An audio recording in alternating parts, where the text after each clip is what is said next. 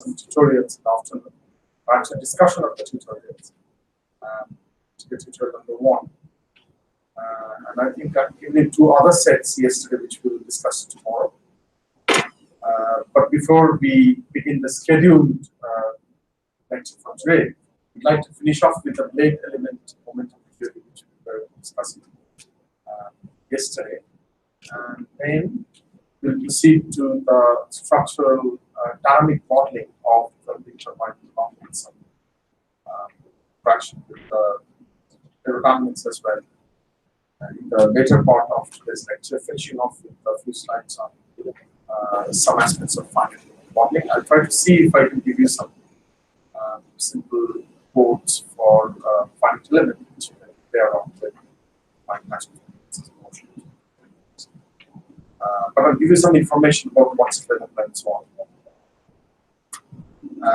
Though the fundamental approach, which is broadly used for modeling, is essentially based on Euler-Lagrange stationary formulation, Euler-Lagrange equations, because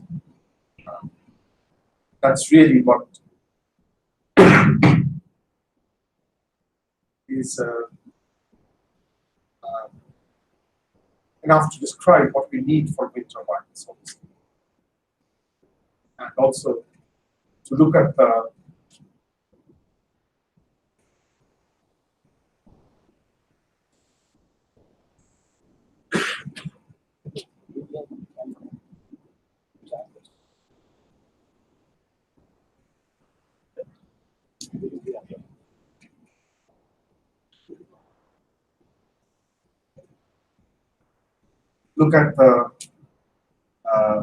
dynamic behavior of wind turbine and aspects of control and so on. Because, as I said, the main aim of a wind turbine is to generate power. So everything revolves around the power and cost of energy. So though we have to design the wind turbine to sustain the wind load, and obviously the aerodynamics becomes very important. But as such, our main aim, again, as we said, is to generate power, where control part is actually the main focus. And therefore, for most of the modeling that we do, these sort of Lagrange Euler modeling is very useful, because then you can use the state space approach and then design progress. Because if you're doing control, obviously you're dealing with nonlinear optimization problems. So it's very difficult to have nonlinear optimization, finite dimensional, having a CFD on one side, the context, and the on the other side. Anyway, those are approximate. So why bother about all those detailed modeling unless obviously so with this preamble, I would say let's go back to the blade element momentum theory and then look at the Lagrange Euler stationary formulation, which is anyway also required for any other multiple model. So this is a figure we have seen yesterday. We understand it very well now in terms of the different forces like the drag and the lift. It's clear to us, and obviously this angle, which is alpha, is the angle of attack of this particular situation here. And from the, if this is the rotor plane, from the rotor plane angle is phi, and we want to calculate the drag and the lift forces and then convert that into tangential and obviously normal force. And once we have done that, we'll integrate it with the blade, and that actually gives us the total load and forces that we need. So if you look at the velocities, there are 2 velocities acting on the blade. One is the axial component, and appropriately corrected with the axial production factor. We know what it is now. And then obviously there's a tangential component, which is because of the rotation of the blade, and that is also appropriately corrected with an induction factor AR prime. So these are the 2 velocity, and if you look at the velocity diagram, then the relative velocity is something like this, because obviously this is the wind coming towards the rotor plane, and if the blade is rotating in this direction, because the blade is in the azimuthal position, projecting out of the plane here in this cross section. So obviously the relative velocity that the blade feels is actually an inclined one, not the straight one. And we incorporate the mean wind speed and the turbulence in the instantaneous wind speed V0. So it's a combination of the two.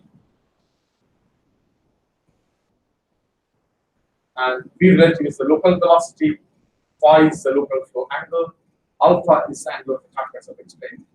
And in addition, there's another angle, which is the structural twist, which we discussed in terms of the stall with induced wind turbine. So the angle of the blade also actually is not constant. That means the section is twisted, so it's a twisted structure. So the angle keeps on changing as it progresses along the length of the blade. So obviously, the angle of attack also gets changed because of this. And from the geometric consideration, you can derive these equations. So the relative velocity is actually the sum of the two other velocities, square of them, and then you take the square root. So this is basically a vector sum of the two velocities, which is known from your fundamental high school physics. And the angle between the two is given by the tan inverse of V0 1 minus AR divided by AR 1 plus AR hat, or AR prime. And alpha is equal to phi minus theta r. Theta r because it's a function of the radius, whereas the other two are not just functions of the radius, but also they're changing with time. But every time step, your angle of attack is changing because your wind velocity, speed is changing, and also your phi is changing. So this basically, these relations are fundamental, but they are actually easily go back.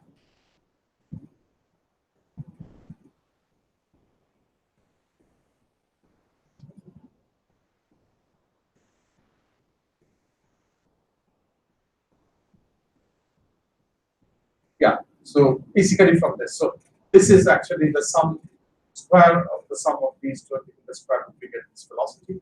The angle is obviously given by tan inverse of this, and you have to take into account this phi and alpha, but also here we have assumed that there's no twist, but then if it's twisted, then obviously you can see that this is actually theta, which is changing as well. So as we progress along the length, theta also gets changed. And then eventually we get these relations.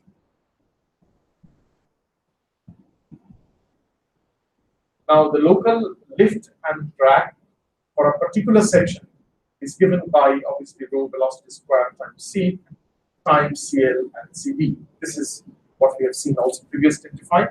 So for a particular blade and angle of attack, CD and C on the airfoil section, you can actually have, so the descriptions of the airfoil sections available, and from that particular section, either the manufacturer will tell you what the CDCL are, or you can get it from the available files and so on. So you know the PL and PD, provided you know the velocity square. Obviously, the length of the chord at the particular radial position of the blade is also known to you. So this is easy to calculate. Point is that actually this alpha is not known to you because the angle of attack is changing. So obviously, and that depends on the velocity of the wind, but also the rotation speed and so on.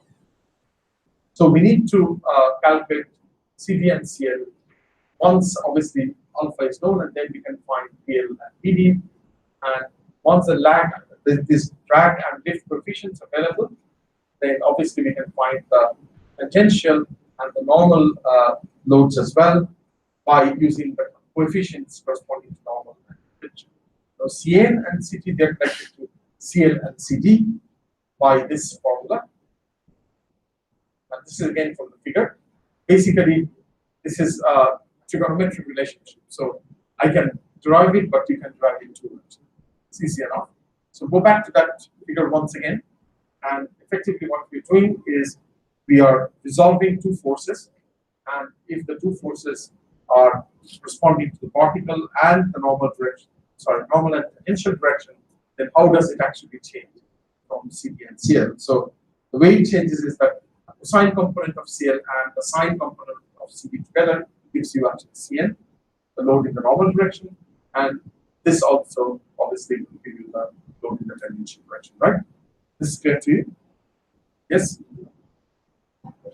What's the small CR? And, this is the coordinate. is it a function of radius actually? It's a function of the radial distance. So this coordinate is changing. Rate is not changing. Yeah, if you have doubts, we can discuss it later, but I want to go over a few things quickly because otherwise it takes long time. Now, what happens is that so obviously once we know the alpha, we can solve everything. But that's actually the point. Like we don't know that, and it depends on the velocity, the relative velocity in fact, and the relative velocity is multiplied by the actual velocity is multiplied by the actual induction factor to get the eventual relative velocity. So we need to know AR as well, which we don't know. Now AR is given by this expression, which is obtained from the linear momentum theory related to momentum theory. We know the linear momentum theory already. So AR is given by 1 plus 1 plus 1 divided by 1 plus cosine square phi sigma Cn alpha. Here you can see that sigma is the solidity and p is the number of blades. So knowing the number of blades and the radial distance from the hub, you can calculate C, sorry, not C, but sigma. So obviously if you know sigma and if you know what phi, then from this expression we can find AR. But again, we don't know those parameters, so we have to start with some initial value of alpha and phi and Cn and obtain AR.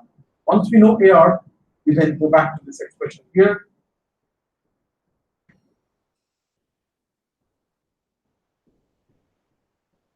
And from here, obviously, knowing the wind speed and AR and AR prime, can compute this P relative phi alpha and then compare with what we had initially, because we had started with an assumption of phi and alpha and AR. So using those, we calculate the velocities, and once we know the velocities, we recalculate all these values and see how much change is there. So it has to be iterative, and once the convergence is there within a certain tolerance, we can stop it.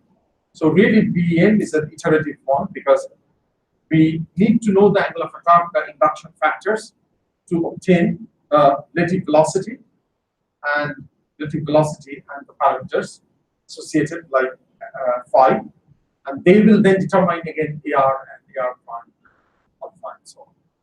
So we have to start with those values, calculate the velocity, and so on. Then using those, we again recalculate alpha, alpha prime, alpha r, alpha r prime, and angle of attack, and we check whether or how close we are. So this is basically the iterative process that we have to do. This is really what the blade element momentum theory is about. But you can see it's a sound aerodynamic approach. So once we have this, and we can find CB and CL, obviously we can find CN and CT as well.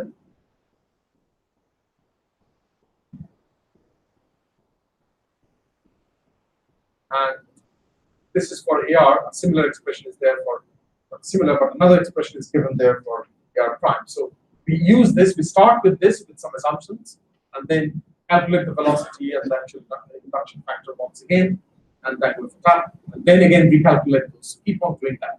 Okay. So you can write this in form of an algorithm, and I've given kind of an algorithm to you as well, so which you can try to use and iterate and solve. In fact, I have given you a small problem as well, right? Which you try to attempt. We can discuss it again tomorrow when we have the tutorial session. In the second assignment that was given yesterday, I think the last problem is about calculation of this sum. And you can write a very simple code based on this. So essentially you can see that BEM is a code which calculates the aerodynamic load, but it doesn't account for the aeroelasticity. And in fact, BEM doesn't allow any aspect for aeroelasticity at all. So I think there are codes which compute loads based on aeroelasticity, modifying BEM, but I don't think that's technically correct because the fundamental of BEM has no space anywhere where you put in the aeroelasticity. Because really we're looking at this rigid airfoil. The airfoil deformation is not considered at all. So now based on BEM, we can actually calculate the rotor power and thrust. We did some calculations yesterday based on some preliminary assumptions and thumb rules and so on. Say, not thumb rule, but statistically correct, but based on some assumptions, and maybe good enough for the initial design and so on. But once we have the BEM, we can now in fact do a more accurate calculation of the rotor power and thrust and so on. And how do you do that? So that's actually done by using some additional corrections now. So this is also again, so this is aerodynamic calculation, but not aeroelastic. So this is what is called a quasi-steady aerodynamic calculation, not aeroelastic. And I don't see any way you can actually do aeroelasticity by using BEM.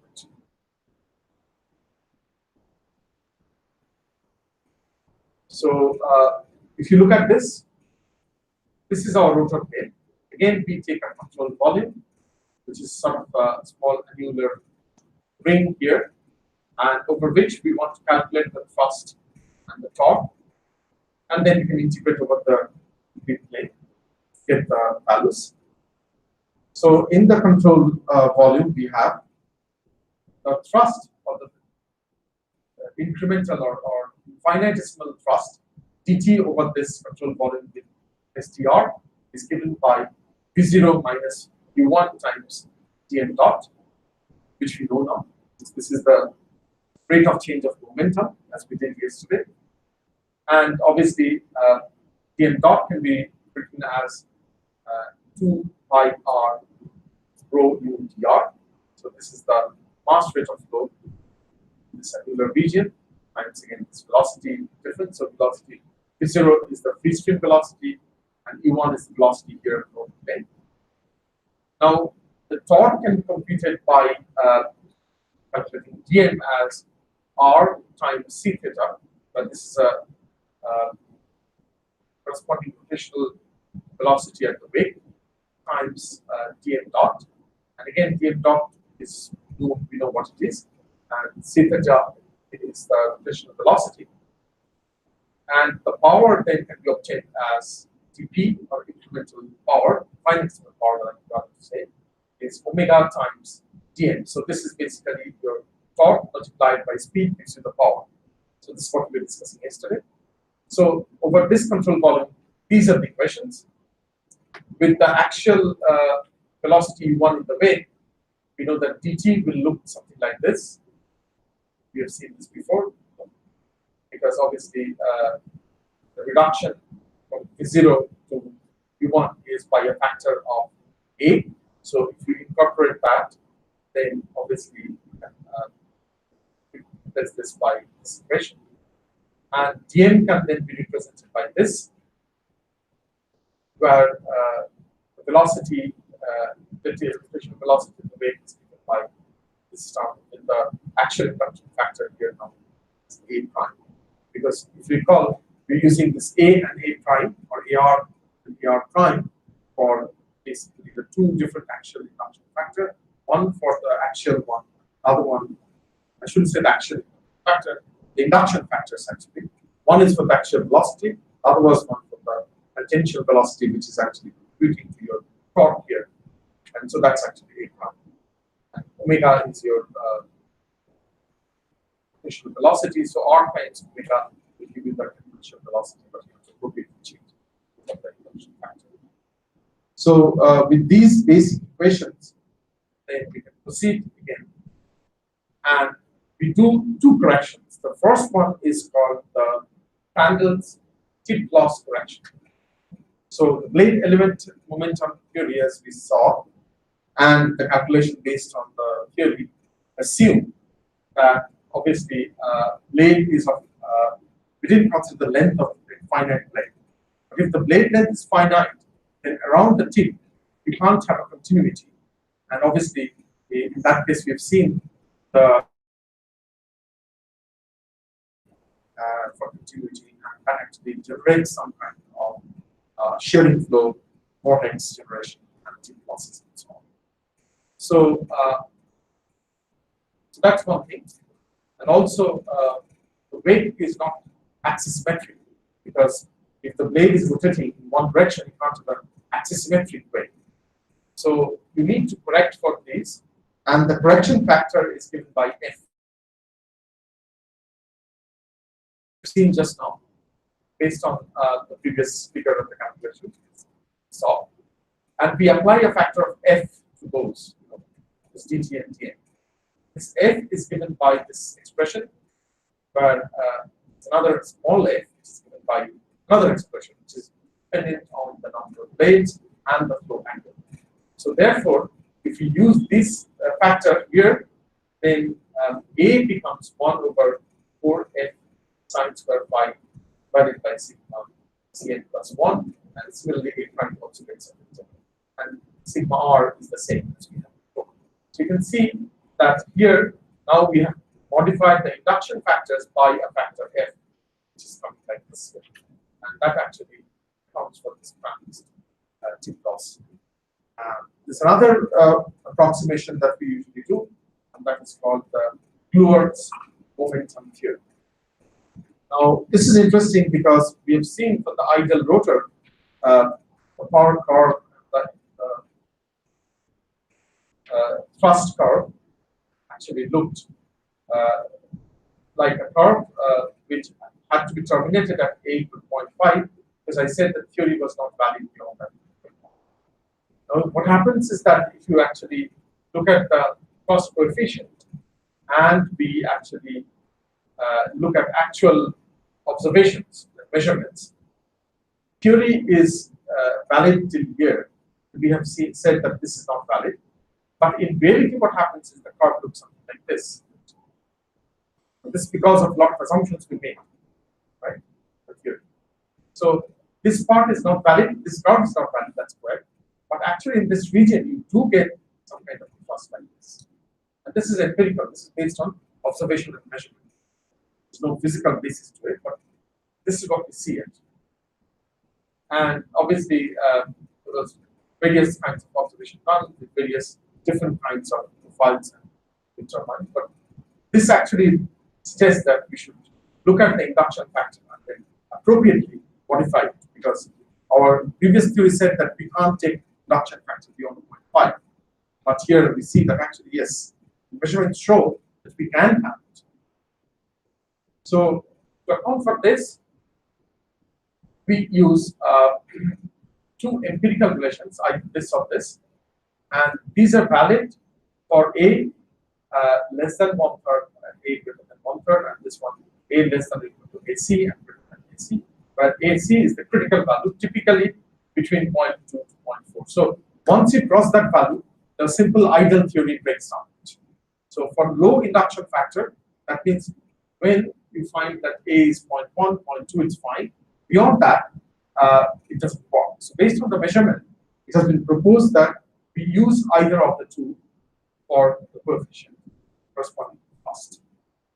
Now, if we do use this, and then what we could do is we can actually then look at the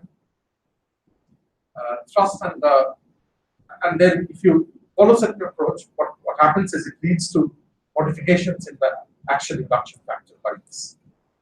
And the theory behind this is also, so in the previous case, Prandtl's tip loss correction, a simple factor F was used. In this case, the CT modification is based on the empirical relation, but these corrections or corrected values of A are based on some mechanistic approach. So what you could do is you can take the dt and dn. If you go back to the, maybe I'll write it down because it's It's easier to do that rather than going back and forth. Print out of here.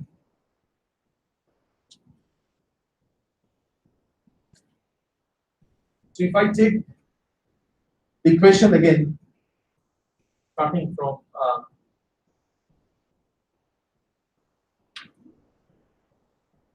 like the definition of our Cn was something like this, because I know that my Pn is the load in the normal direction is half rho the relative velocity squared times the chord then C times Cn. This is the coefficient. So obviously this implies that I can write Cn as Pn divided by half rho relative velocity squared times C. And obviously we know that from the diagram we had, you see, maybe I'll draw it here that we had. This is your multiplied with your actual induction factor is 1 minus alpha. Weight was moving, so that actually give you this omega times R, then multiplied with the actual induction factor here. This was your V relative. Okay. And this angle was actually phi. So with this vector diagram, I don't know if you can see back, but I'm just drawing the vector diagram for the velocity. If you go back to the, so these are in the slides. I'm just writing those here so that I don't have to go back and forth every time. It's easier for you to understand. So essentially what happens is that if I take the relative velocity and project it here, so the sine component would be V0 1 minus alpha. So V relative sine of phi is V0 1 minus alpha.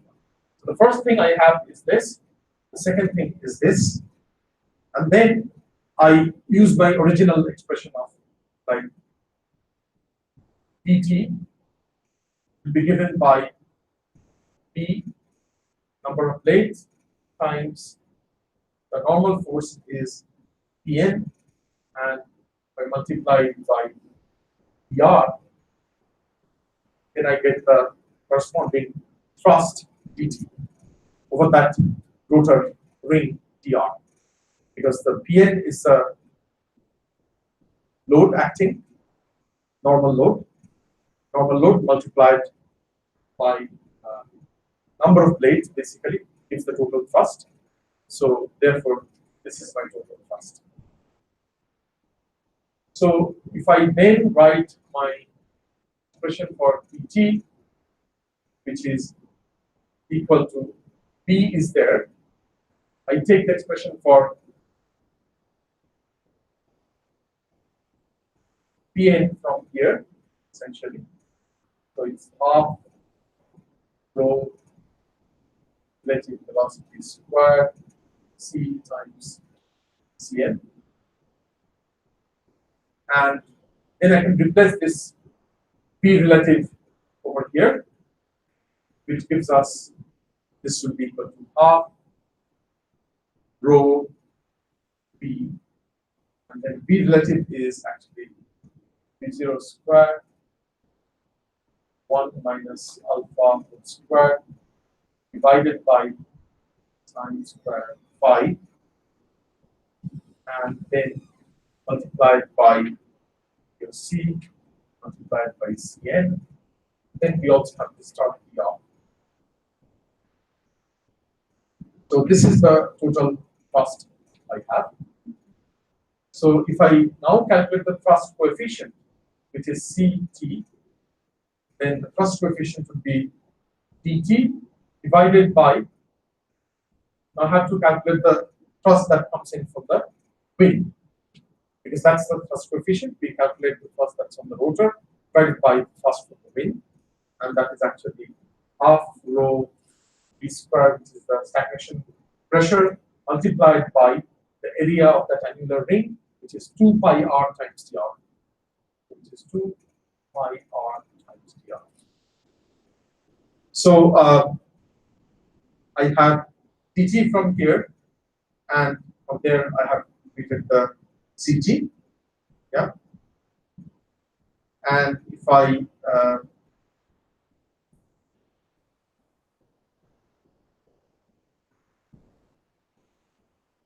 use this expression over here, then I get something like this. It is 1 minus alpha square sigma cm divided by sine squared 1, where sigma by definition is That V naught E0 1 minus A, sir.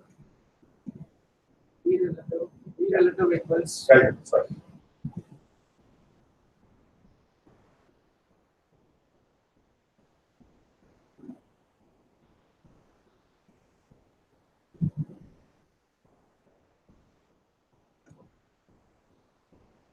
Thank you. So this must be A.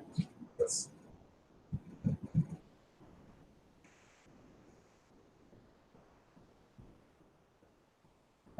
Right. And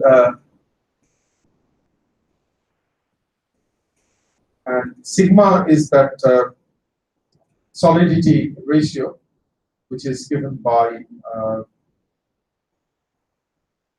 CB.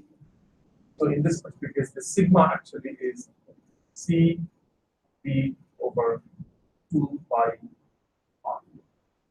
So basically, what I've done is 2 pi r, and then C from here and B from here taken together and put as sigma, and then obviously this half rho B squared, so this cancels. I'm left with only 1 minus A squared sigma Cm, and then sine squared pi. So this is the expression that I have for CT from the basic equations of fluid mechanics and 1D momentum theory. Now what is done here is we take the empirical relation, okay, and then we say this is what we have seen from our theory, okay, and this is what is obtained from the empirical relation, which we know is correct. So what is the value of A here that will give the empirical relation? Okay. So if you do that, then A comes out to this. So we do a modification of the momentum theory now. We keep the momentum theory as we had previously, but the actual induction factor is not based on the simplified approximation.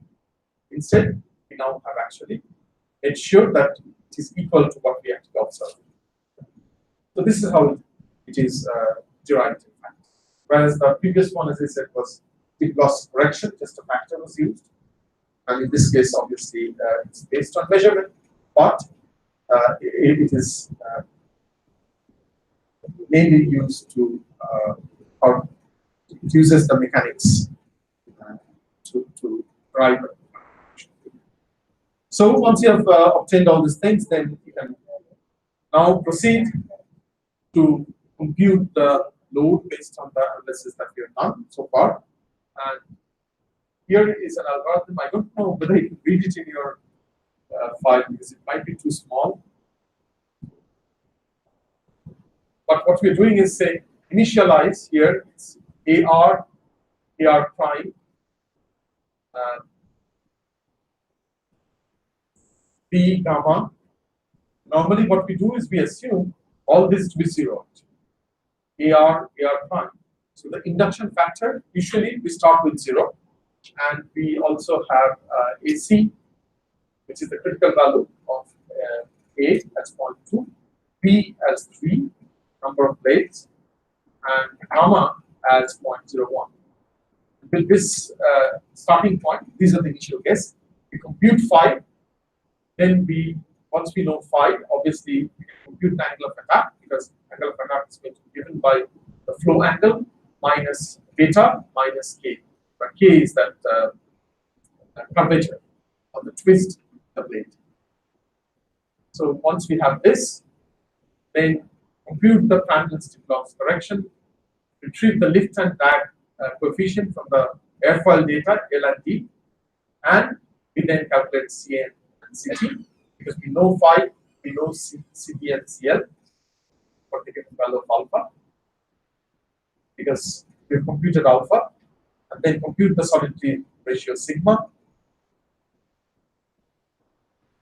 and use the Prandtl tip loss correction, Lewis correction, and then see if there's a convergence in the actual induction factor of 1. If not, you proceed again. If there's a convergence, then finally the electric velocity is computed like this and corresponding to the force.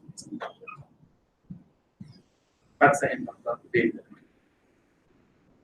Okay. So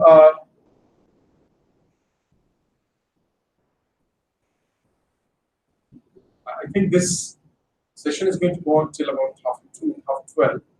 I don't know if our professors, do you want a break or when do you have have you planned a break? What time? It's there already. Okay, so well, let's take a natural break because it's the end of BEM. You should try out because try out the third problem.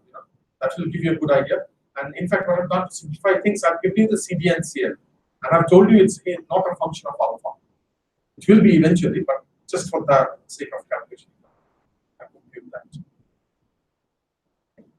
So we'll start with the structural dynamic modeling maybe after 10 minutes. Okay. Don't take a break more than 10 minutes because I think we finish at half 12. So I'd like to cover as much as possible today. Maybe a bit of time tomorrow. Tomorrow I'd like to cover the fundamental Euler-Lagrange formulation. There may be one or two derivations I'd like to do that because okay.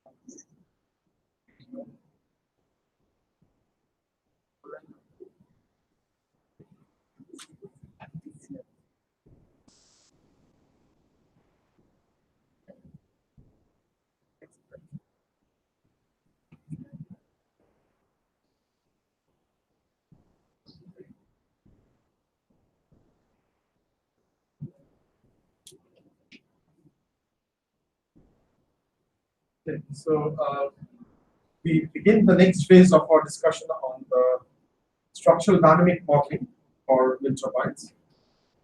And this mainly will involve some aspects of rotor dynamics.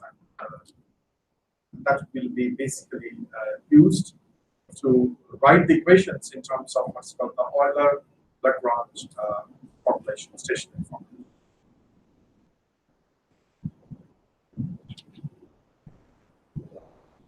Now, obviously, when we deal with the Euler-Lagrange equation, what we would like to do is we calculate the total energy of a system.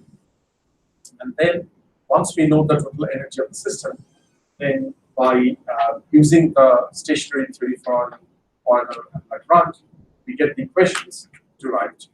So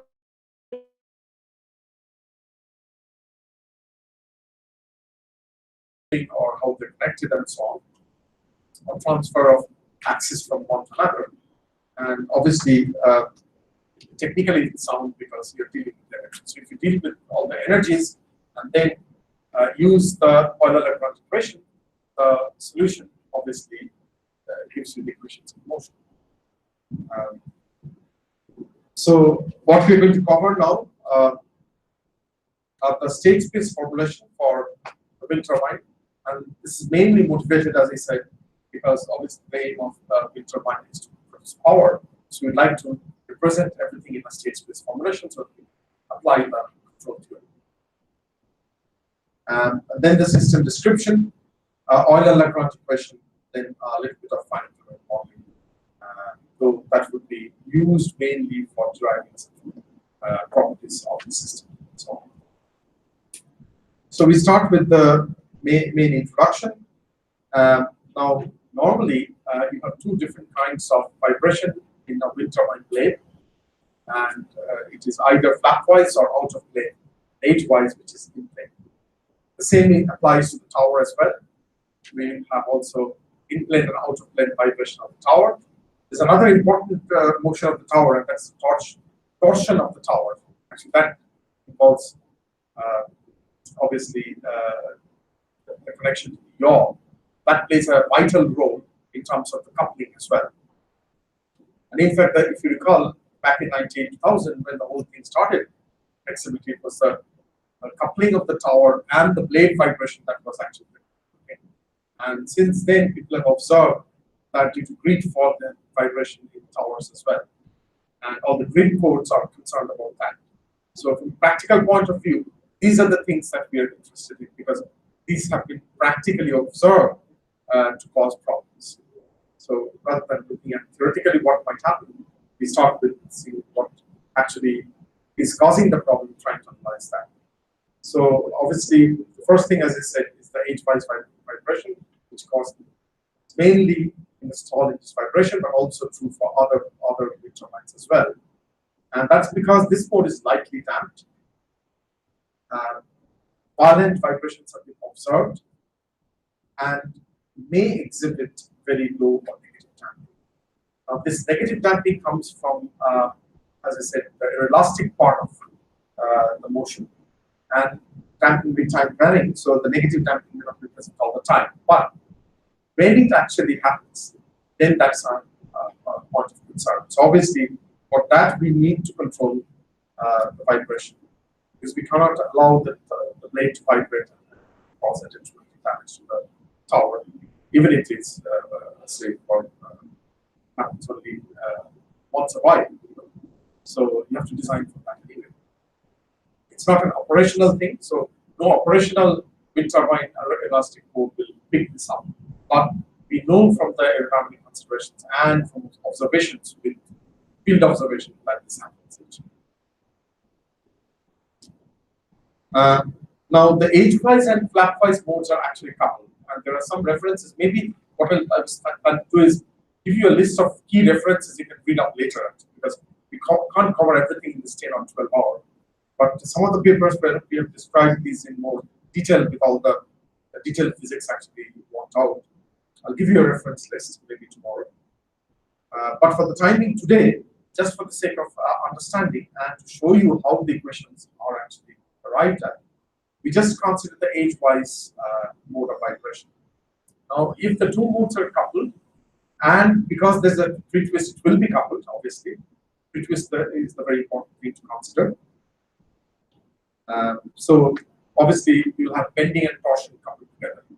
Because if you have a twist, then a bending, so if you have a plane and you try to bend this, obviously, you have a pure bending. But say this is actually inclined or twisted somehow. And now I apply a bending moment, not in the plane, but actually in a different plane. So that moment will have two components. One will be trying to bend it like this. The other one actually will try to twist it like this. So there's a torsional component, and there's also a bending component normally present. So that's why it's very important to consider the torsional degrees of freedom also in the plane. But for the time being, we have coupled models as well. But for the time being, I'm just going to present the age-wise mode of the plane and corresponding equations and the vibration was due to this, the structural dynamics, because obviously that's the one of concern to us.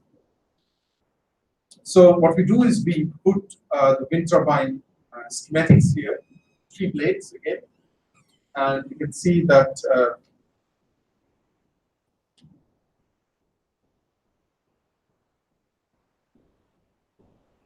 these are the 3 blades. This is the hub.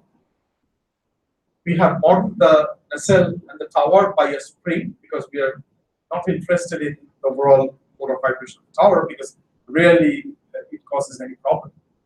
The tower figure is really not hard of. So it'd be good enough to just use the spring stiffness of the tower and the nacelle, and we do capture in the coupling of the tower with the blade. Because remember, this is also something of concern.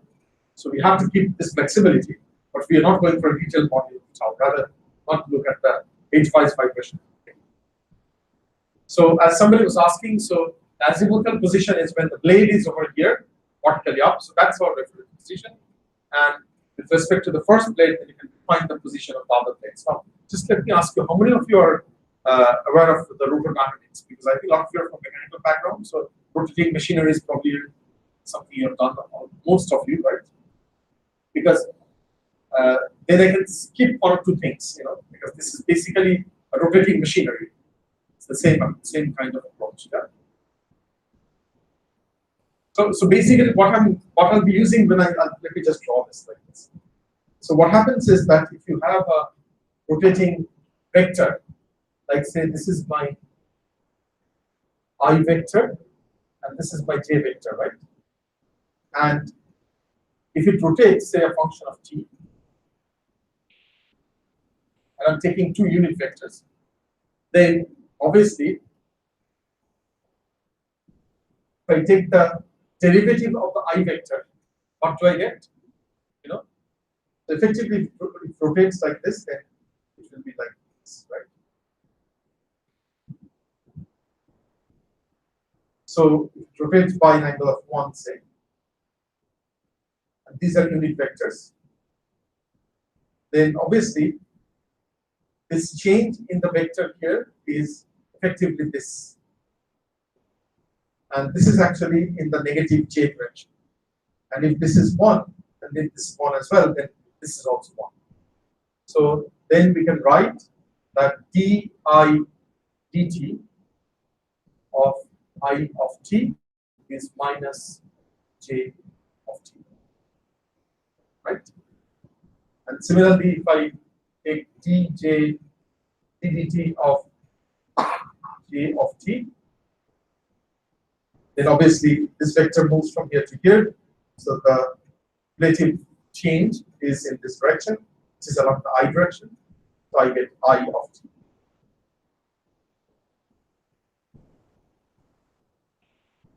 The reason I'm doing this is because what we'll do is we want to take into account the effect of this rotor coupling in the coordinates. And so we'll represent a point on the beam by the vector, okay, the vector position. And the local vector here is changing because of the rotation. So if I want to take the position vector and then differentiate the position vector to get the velocity, obviously there'll be I and j terms coming. So we have to then use the chain rule for product, right? Because you have two terms, say ai plus bj, then you have a dot I plus a I dot, then b dot j plus bj dot, and those I dot and j dot you'll have to use this relation there because of this reason. Okay. So this is essentially what we'll be doing here, or what we've done. Okay. So if I then look at this particular point, which is now actually at an angle of Session-1. So initially it was here.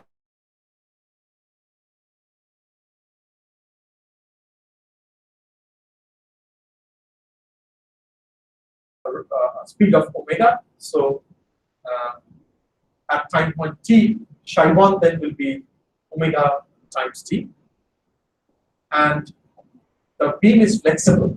It's not a rigid body, so it deforms like this. So at a point x at time t, the deformation of the beam is given by u1 tilde over here. Okay. So what we can do is now we can write the position vector of this particular point and then take the differential of that position vector, and that will lead to our velocity component. And the velocity components are given here as like q4 dot sine phi j corresponding to j blade minus omega sine of n modes corresponding to the flexion here, then q dot 4 cosine phi j. And sorry, this I should have said that q4 is coming because of the fact that we are taking this deflection of the tower top, the cell height, as u4. And then what we're doing is we're replacing these by the modal coordinates, or replacing this by u4t as q4t multiplied by the mode shape. So we're taking one mode shape for this, and we're taking n mode shapes for the blade. And these mode shapes could be coupled mode shapes as well if you have flapwise and edgewise modes. And then here you have a velocity which is q4 dot cosine psi j. So sine and cosine part of q4 dot comes from the cell here, the two components of the velocity. As you can, in this particular displacement, you'll have a velocity which has two components. And then you also have this omega x term here. That is understandable because you have a tangential velocity because of this rotation at this point x. And you can see that obviously the deflection obviously will cause a velocity here, and that's represented by this. But interestingly, this term actually comes in because of that coupling thing I told you. So this is actually caused because of the change of the local coordinates due to the rotation. So that rotational coupling actually gives you a velocity in the this is the beam or the blade here, and this is the transverse direction. This is the axial direction. So you get a component in the axial direction, which is omega times this deflection. This arrives. We arrive at this, or this term actually arises because of this rotational coordinates and the derivative of that thing.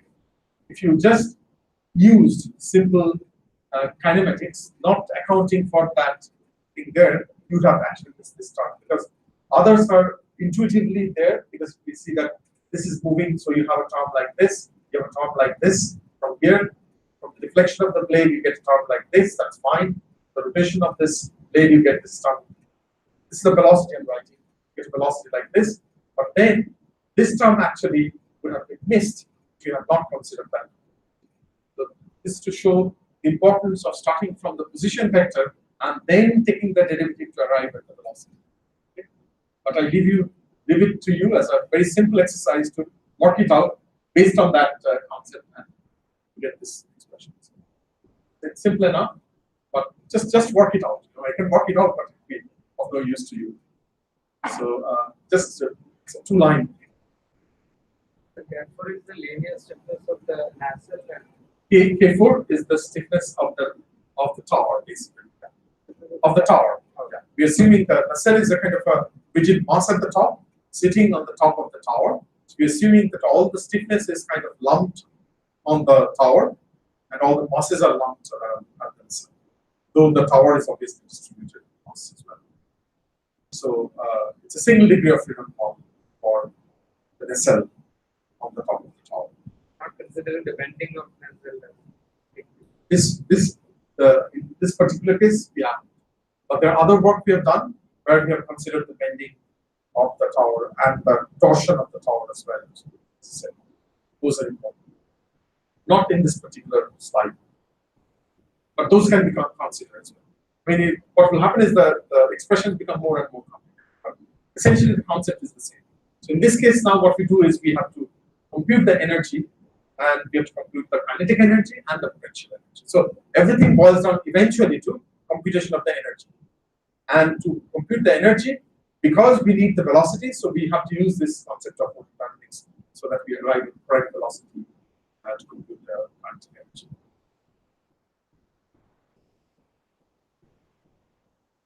So just some equations. So phi j is given by the jth angle of the blade, angle of jth blade, I should say, and phi 1 is the angle of the first blade.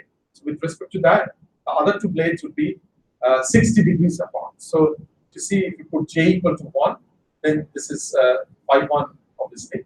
When you put j equal to 2, then you have 2 pi over 3, which is 60 degree. And then if you have j equal to 3, then you have 4 pi over 3, which is 120. So if the first is at a location corresponding to phi 1, then the other two would be phi 1 plus 60 degree, and the third one would be phi 1 plus 120. And there's a coupling between we have still retained one of the important coupling, that's coupling between the blade and the tower to the horizontal motion of the cell.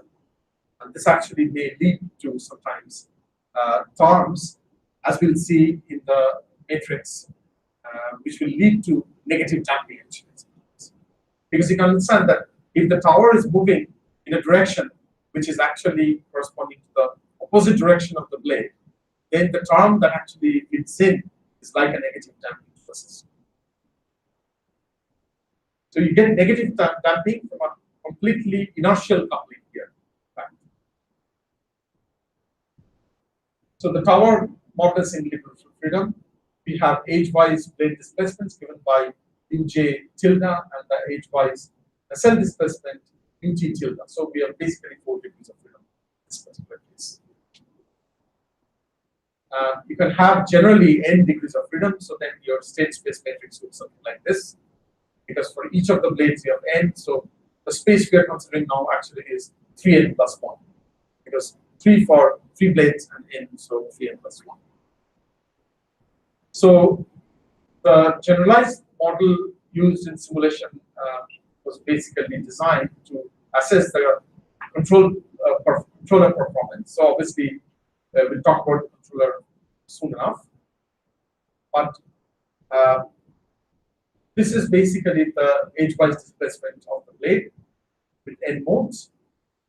Now, the Lagrangian term L is actually the difference between the kinetic and the potential energy is basically given by T minus V.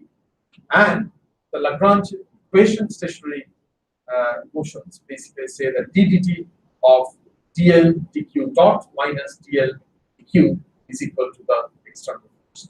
And here, these are basically the generalized load vectors, and also the non-conservative loads can be actually added there. So really, if we find the kinetic and the potential energy, then we can write the Lagrangian. We can then do the differentials appropriately corresponding to various degrees of freedom. So Q tildes are the different degrees of freedom. That will actually give us the equations. Even, I mean, I don't know whether, are you aware of this Lagrange Euler equations and so on? So we must have derived equations. So now we know the velocity in the two directions. So obviously, if we square and add, this is the total velocity squared.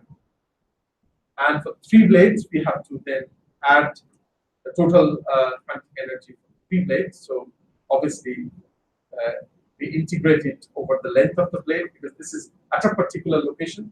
So if you take a mass, which is say mu dx locally at that point, and then integrate over the length of the blade, we get the total kinetic energy.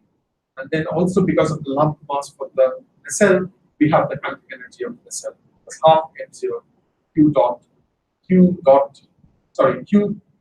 tilde 4 dot square. It's very complicated notations. I think what was happening is that we kept on building on the paper and we clarified things, and then we had to keep on redefining the notations because as we needed. A couple of other things which might be of interest to you. For example, what are the energy? Well, kinetic energy is clear enough now, but we have the potential energy. The potential energy can arise because of the action of centrifugal forces. So rotation of the blade will cause some centrifugal forces, and that will actually add to the stiffening. The gravity will actually have an impact in terms of the potential energy because part of the gravity load is acting along the axis. So that's one thing also going to affect. And obviously, the bending strain energy of the beam.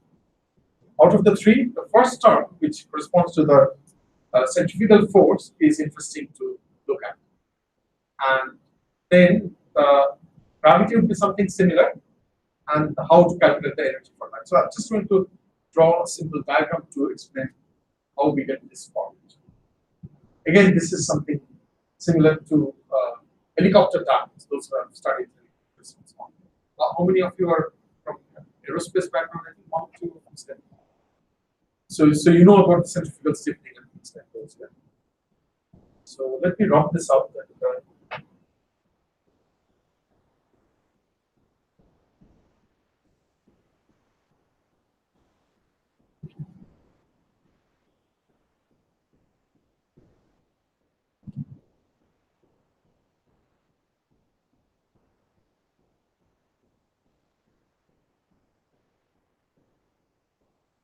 So let's look at the blade again and say this is my wind turbine blade.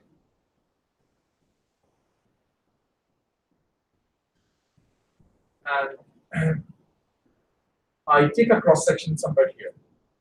So because of the rotation of the blade, there is a centrifugal force created. And normally we know that the centrifugal force is actually trying to pull these things towards the center. And normally if you have a mass m and a velocity of v and the radius of curvature is r for the rotating path of the particle, then m v squared over r the centrifugal force, or you can write this as you have the rotational speed omega as r times v, then this is going to be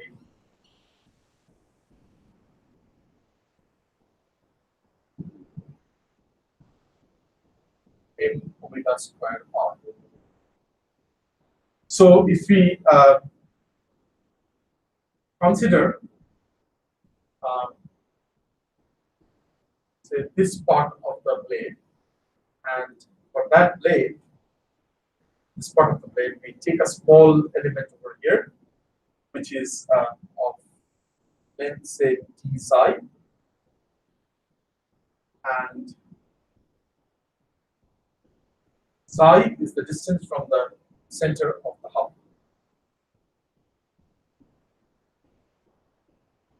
So this element of the blade is subjected to a centrifugal force of, let's say this is mu of psi. So mu of psi multiplied by d psi is the mass, multiplied by omega squared, multiplied by the distance is psi. So this is the centrifugal force this small element is subjected to. Now, if I integrate from this end to the tip of the blade, so from, let's say this is x, then x to L will give me the total force this particular part of the blade is subjected to, which is defined as F, centrifugal C, and because this is a section at X from here, it's X. So let's also denote this force as a function of X. So basically, this is the total centrifugal force. So that means this is subjected to a sort of force like this, and essentially that means there must be a reaction force acting on the other side. So if I now take a small element at this location, then I have this particular element subjected to a force of Fc on either side. And so on this side we have Fc of x. On this side also we have Fc of x because it acts at the center. However, the beam is not undeformed. The beam is deforming. So what happens is that the beam deforms something like this.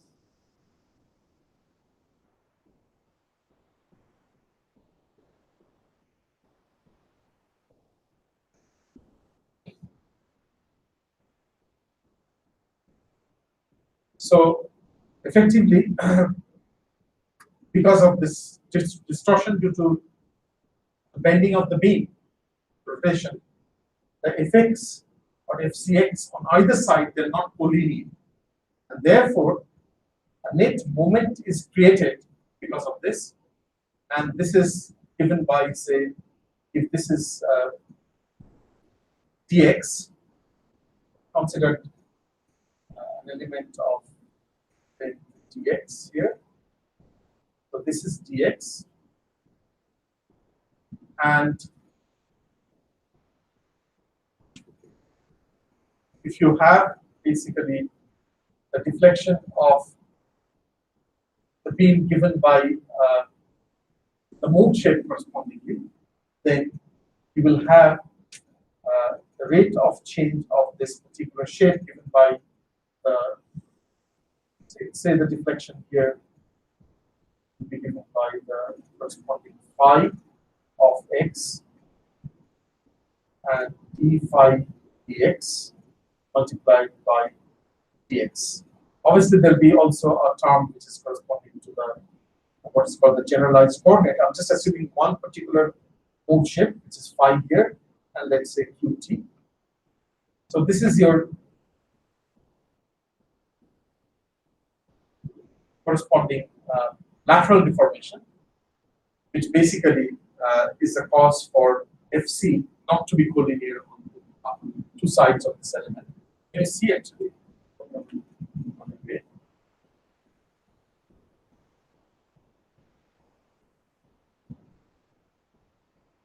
So that means this dx can cancel, so you're left with what you call is phi prime times dx. And if you integrate this over the length of the beam, then what you get is basically,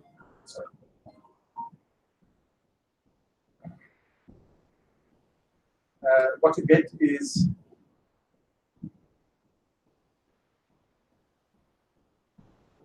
Fc multiplied by, Fc is the force, and multiplied by this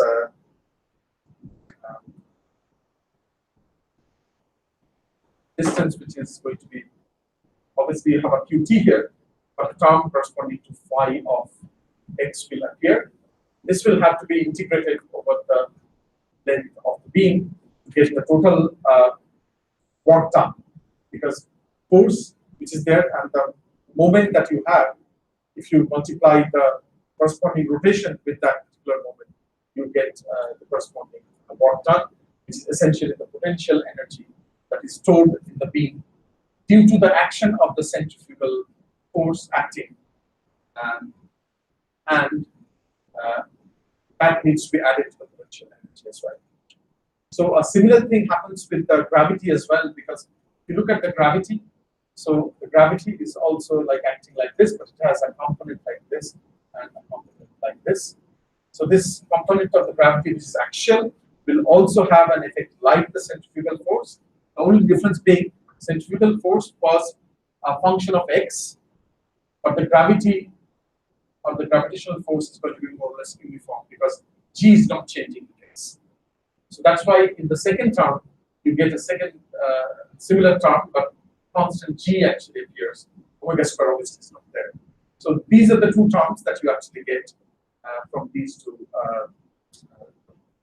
situations and cases. So I think if you go through it in a bit more detail, you should be able to understand this more clearly. But essentially, this is the derivation for the two important potential energy contributions of the terms, one corresponding to the centrifugal effect and the other one corresponding to the gravity.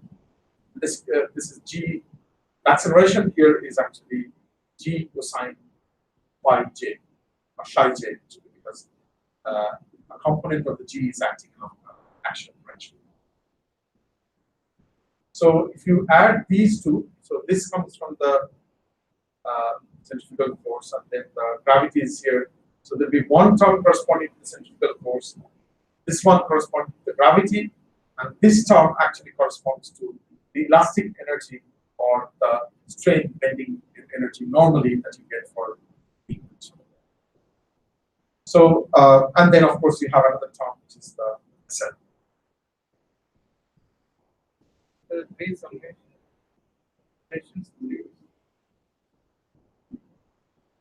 Sorry. Summations 3. Yeah, so these three are summed. These are the three components here. Sum over these are the three components, 1, 2, and 3. Why did double summation? Oh, because of the modes.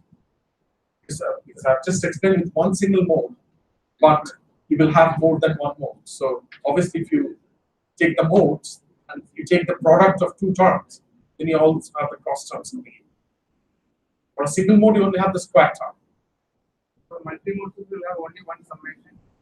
Changes from 1 to But if you have only one mode, then capital N is 1. Yeah. So then you have no summation.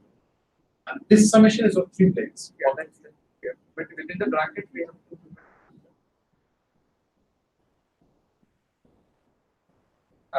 Within the bracket, yeah.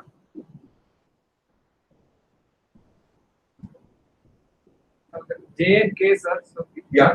J stands for Number of planes. Number of Planes 1, 2, 3. yes, And I and K corresponds to the modes. So if you have only one mode, then capital N is 1. So I and K both will be 1.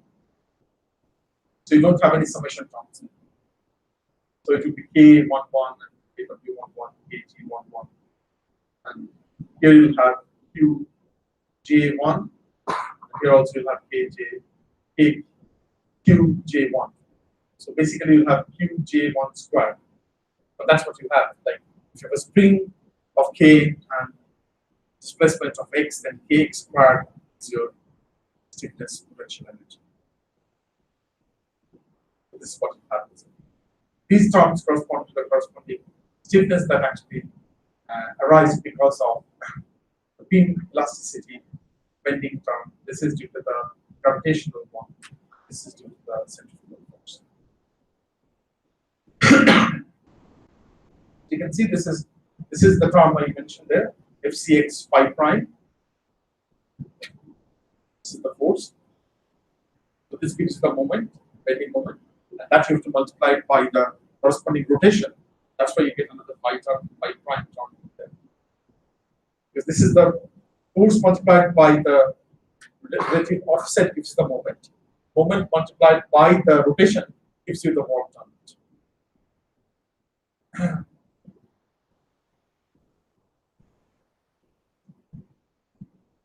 So I think this is actually the key to everything, pretty much. Because once you can write the kinetic energy and the potential energy properly, then it's a matter of differentiation. So if you can do differentiation, then you can write the equations. You don't have to worry about anything else. The rest of it is quite mechanical. And then this is a particular case where we are using actuators. So with a truss element inside. And this actuation was basically the input to control the edgewise vibration. So the force was 2 Tj sine theta because of 2 actuators connected by cables. and the cables were connected at the nacelle, so the reaction was actually applied at the nacelle, not at the blade. So obviously, when we look at the design of detail, that's not so important, but these are active elements. So this is an active tendon, which is basically being connected with this configuration, and then at the top, the load is being transferred. And equation also has to be written for the virtual work done. So we talked about what you have in the left-hand side of the equation in terms of potential and kinetic energy, but now you also have loads. So for that, you use the virtual work principle. So what you do is you take the load and apply virtual displacement. So you apply a delta U virtual displacement from the blade, delta QT virtual displacement from the nacelle, and the same thing like multiply the force with the displacement to get the work done. Note that there's a negative term coming here. That's because there has been a load transfer to the nacelle in the opposite direction. So that's why we have actually a work done, which is not by the nacelle but on the nacelle. So therefore, you have actually a negative term here. This eventually cancels part of it. So once you have this, then get the force for a particular corresponding degree of freedom. You differentiate this again with respect to that degree of freedom, you get the force corresponding. And you do this for different degrees of freedom, and you get all the 3n plus 1 equations in general. And a similar thing also can be done for the wind loading as well. And bear in mind, in the case of wind load, it's a distributed load, not a point load. So you have to actually multiply the wind load locally at a particular part of the blade dx, and then calculate the work done at that location and integrate over the length of the blade. So that's again the principle we are following here. And once we have that done, we get the generalized loads in terms of the aerodynamic load on the nacelle, and obviously the control load as well, control force as well. So bear in mind, actually, there is also another thing, which is gravity. Now, gravity had contributed to the stiffness terms because of the axial force that was acting. But gravity also will do some work due to the transverse deflection of the blade. So the gravity is also a load. We need to account for that. In fact, for the H-wise case, the gravity is a significant part of the load. And that's why you will see that because it's a low frequency distribution, this particular type of controller is very effective in controlling that particular deflection. So here we calculate the work done by the gravity. So gravity acting on this small element mu of x times dx, small mass on the blade, is mu dx g. It's two components, one along this and the other one along this. So you have to actually calculate the work done by the gravity based on deflections in these two directions. So gravity has to be taken two different ways. One is what impact it has on the stiffness terms, and the second one is what actually load it creates. After we do all these things, we get actually a generalized load vector for the Euler-Lagrange formulation. So we put it in this equation. Eventually, we get something like m q double dot c q dot plus k q, and the load term on the right hand side is basically the aerodynamic load, control force, the aerodynamic load, and the gravitational effect. The interesting thing to note is now we have m, c, and t, which are time variant, and that's what we expect because obviously the beam or the blade is rotating, so obviously the contribution to mass and stiffness is varied with time. And in fact, what we get is something like this. So you have actually a diagonal matrix for the first block here, but then you have actually the last column and the last row here. But if you have 3 degrees of freedom for the blade and power, but you have additional one, then this block here, a block here, which actually gives you the tower blade. This clearly shows that what was observed when the tower became flexible, that there was a sudden violent vibration of the blade actually, and that was a concern back in 2002. But it was not aerodynamic actually; it was due to this inertial coupling between the tower and the blade. This is quite unusual. And then the structure of the matrix given by this. And you can see that we have cosine psi j terms. So these are periodic terms. So all these matrices are periodic. A function of time, but periodic functions of time. So actually, you can now treat this as a time varying system, which is even difficult to deal with that nonlinear system. But you can use something which is called a Floquet theory to deal with that and see how they actually can be treated and converted in various other forms. But one of the ways to make this time invariant is also quite popular. We'll just discuss about that. But before we do, you see, now we look at the damping matrix. So interestingly, you have negative damping terms arising here. We didn't assume any damping in the system at all, right? In the equation, we had only the stiffness and mass and so on. There's no damping at all, actually. But just by the sheer configuration and the dynamics of the system, and because we have been able to write the equations using Lagrange-Euler formulation, you see this damping is rising. So if you had written the equations of motion in a classical way, you'd never got this term actually. But this is coupling because of the coupling factor, right? Because of the way we have taken the rotor dynamics and the Lagrange-Euler. So this shows the importance of using the energy principles to arrive at this term. This damping will never actually come up if you use any classical techniques and transformation of matrices and so on. But it's there. And in fact, it could be negative. See, because you have this terms of periodic. So sign is sometimes positive and sometimes negative. So eventually, what you get is sometimes positive, sometimes negative. So you have now negative damping actually in the system. This is a classic one, but I think we were very pleased when we actually wrote this paper back in 2012 or so. Which clearly shows all the various dynamics going on within the turbine. Because at that stage, I mean, people didn't look at wind turbine dynamics that critically, published back in 2012. But at that stage, even simple models were being used and so on. So the stiffness term also has very interesting effect. Now, this was further developed to another paper where we drive frame and variable speed drive of the generators as well. And that also has very interesting effects where you sometimes get negative stiffness as well. But that's another story. But let's look at this. So you now have a structure of the matrix with the stiffness, which is diagonal, but again a coupling here. You can see this is your tower stiffness, but the tower stiffness here is just not K4, but in this equation you have actually contribution from the blades. So you have actually a coupling stiffness. So you not only have an inertial coupling, but you also have a coupling in the stiffness with the tower. And in fact, you have a negative damping actually introduced because of the coupling, as we've seen. So the stiffness matrix is supposed to be symmetric. The stiffness matrix is supposed to be symmetric depending upon what coordinate system you choose. It's not independent of the coordinate system.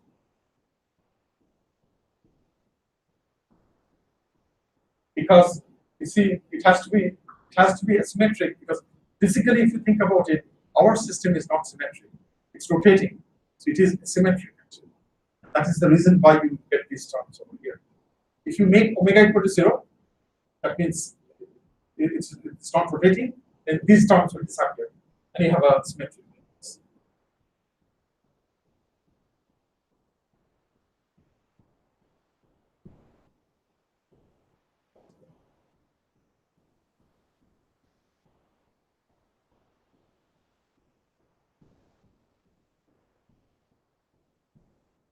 So we can make simplifications and so on, but let me just quickly show you some results, because I think well, we'll be meeting this afternoon as well. So what I might do is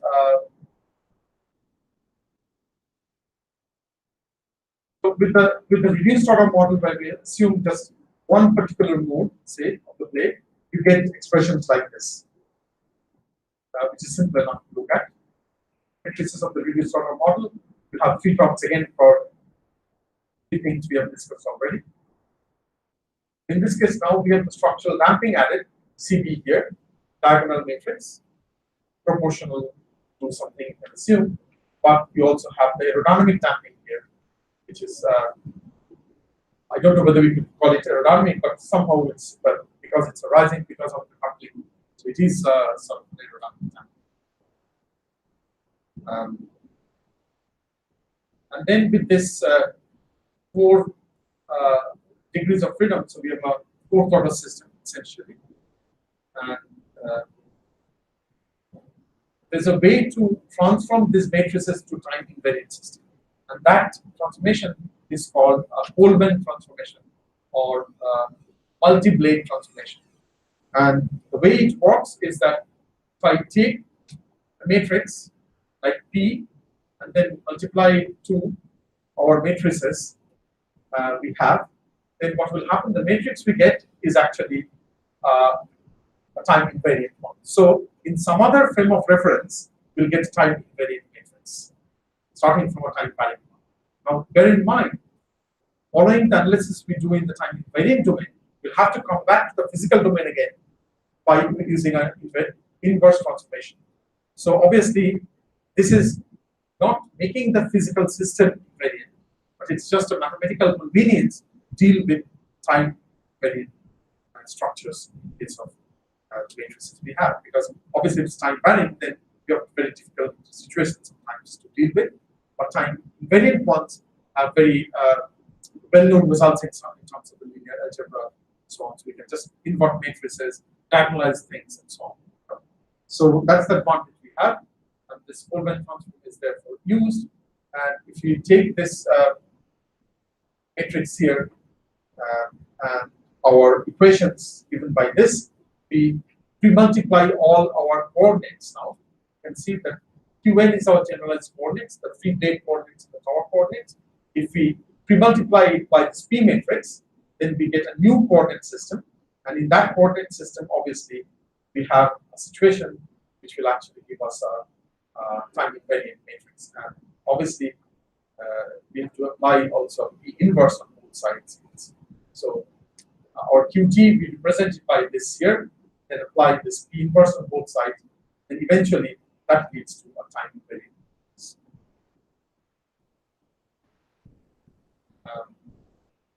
Okay, so I think I went a bit fast here, but let me stop here because there'll be some things in terms of control results and so on.